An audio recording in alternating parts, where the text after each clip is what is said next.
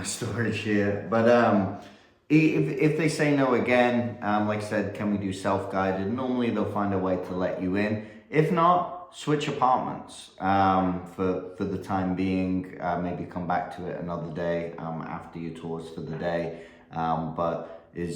You'll develop a relationship with these apartments. They'll get to know you and they'll get to know you're accurate with all your information. Once they do confirm the booking, ask them for the best email to send a guest card to. Then also, this is important, right? Because you want to make sure you're getting paid at the end of it. They have the commissions online, but just confirm with them what's the commission rate. You'll include that in your guest card. I'll put a guest card template at the bottom of this. Send in the guest card and then say to them, look, what's your payment process? How long does it take to get paid? Get all this stuff up front. When I'm looking to get paid, who do I contact? Do I put the invoice in with the manager? Okay, what's her email? What's their email? So you have it all ready to go.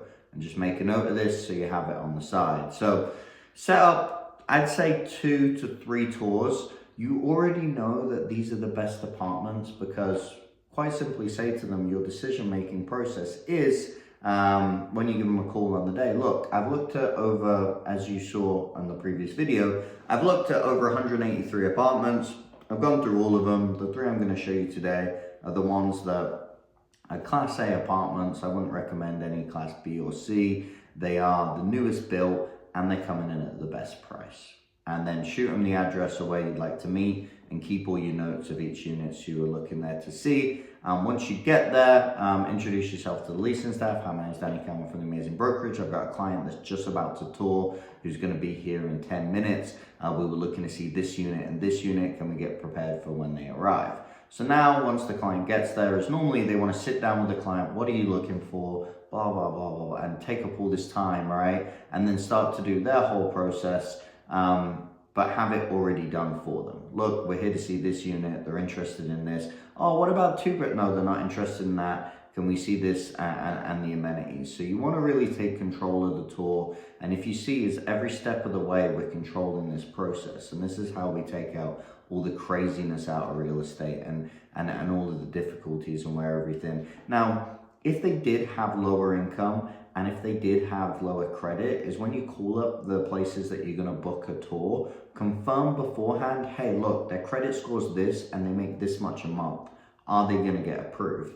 If they say no, call on to the next one. And then afterwards, when you book the tours with the client, you say, look, these are the ones I've already confirmed, we're good on credit and we're good on income, we will get approved here. Now, if it's lower, you say to them, look, these are the only options we have in the area because it's the truth that will get approved for, you know? So it's call around the best ones and you'll normally get one of them that will work with you. They'll never normally give you an exact credit score. They'll say to you something like, oh, well, we have a judgment category criteria thing that is the way it works and we can't give you an exact number and go, great, in your opinion, have you seen 550? 550 is normally the cutoff. 550 and up gets approved. If they're below 550, what do you do? It's normally approved with conditions and it's an extra deposit. So let your client know before touring that they're going to need to pay an extra deposit. If they don't want to pay an extra deposit, you can't tour them because they're not going to get approved anyway. If they will pay an extra deposit, then they know that up front before going in. So you've got everything nice and tight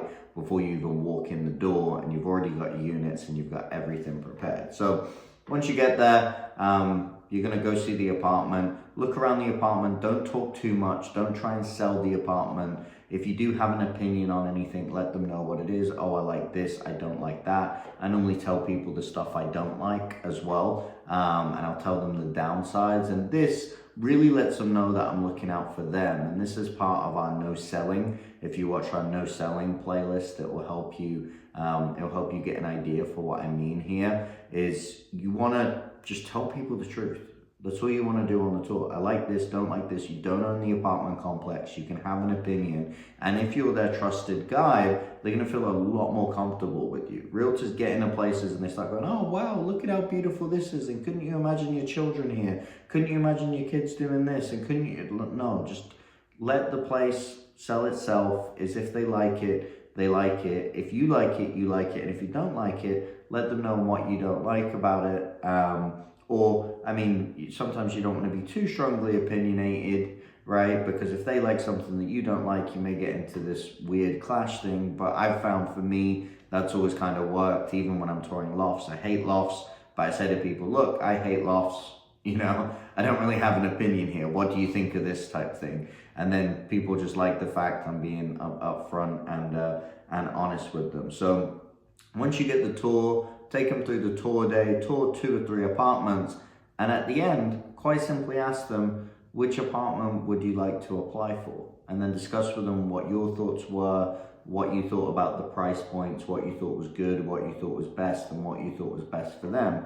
Now, is if they say, oh, well, I haven't really found anything that I like today, right, is you really want to beforehand really be getting to know the market. So know every unit on the market. At this point, with my experience, I say, well, these are the best things at the best price point. I literally can't show you a better apartment. You, on the other hand, have never toured apartments before, so you're going to have more of a difficult time, and you're going to get dragged to go see other apartments because quite simply you don't know. As you get better, you'll stop this from happening because you know, oh yeah, I've seen that was not so good, but this is why I'm giving you the Class A year built, because you can say, look, that one you're trying to see was built in 2015, this one was built in 2025, it's not going to be better and it's roughly the same price point.